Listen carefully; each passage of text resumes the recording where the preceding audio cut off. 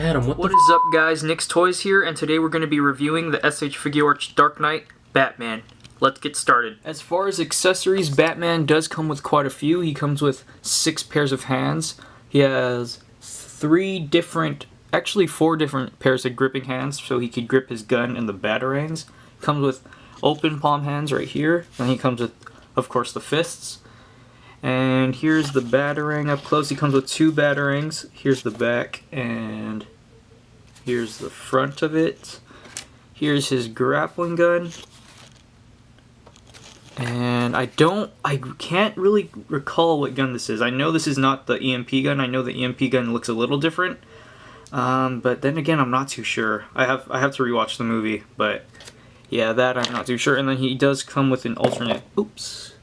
He does come with an alternate head sculpt right here. If I could get that in frame.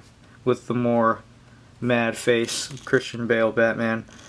One accessory that I did wish he came with is that actual Christian Bale head. And I'm going to count this as an accessory too, even though it's already attached to his body. It's the cloth cape. I think this is the first Figuarts figure with a cloth cape.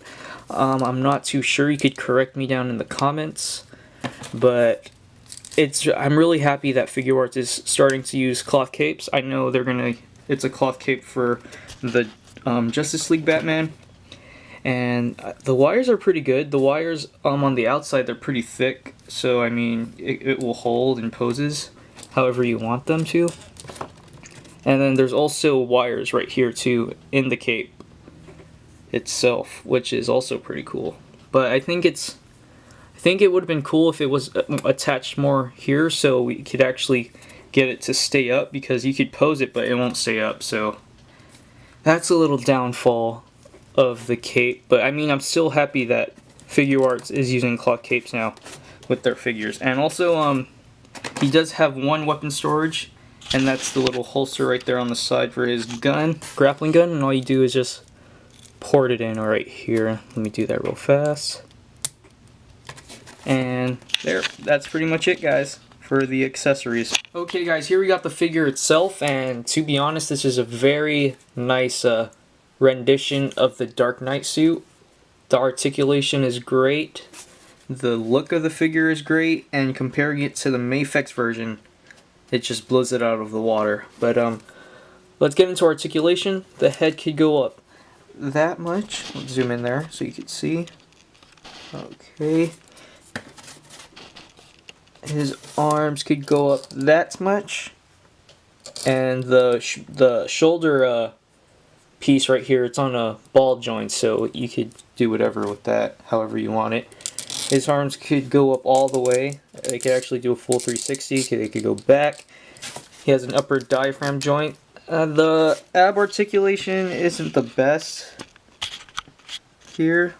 He can't really go forward, actually, so that's not a good thing. He could go back that much. Let's just zoom out here. He can go back that much. He has a waist. His waist is on a ball joint, so he could tilt and everything. His legs could go out that much. Let's just move that. And this is also this holster right here for the grappling gun. He could move, so he could do the splits out that much. He has an upper thigh swivel. It's kind of stiff, stiff on mine, so I do. Oh, this one is pretty good, but on this one it's pretty stiff. So he has double jointed knees. He has ankle pivots. There's one in there. His ankle pivot. His legs could go back that much. Can't really go up, and he does have toe articulation. Okay, guys, here's a little tip. If you do have this figure and you're having a problem with the cape sitting down like this, make it look more natural, all that I do is I just tuck it underneath the shoulder pad right here, like so, like that. So it actually does look like the cape is going down, because when you have it normally, see how the cape just flares out like that? And then on this side, since I have it tucked in, it stays down naturally, like it's just hanging down off of his back.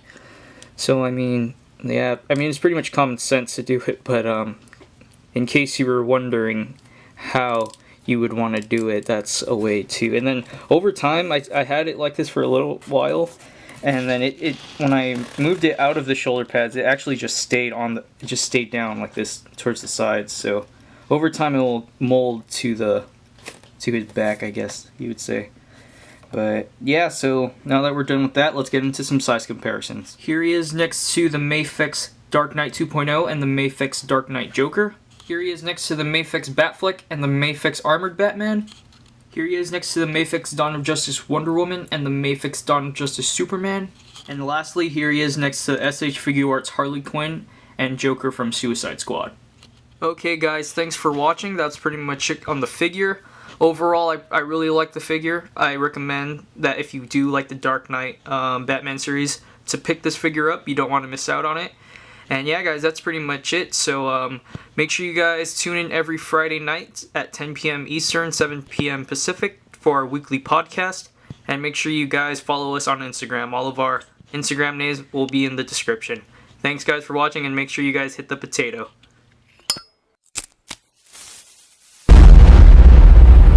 That's crispy.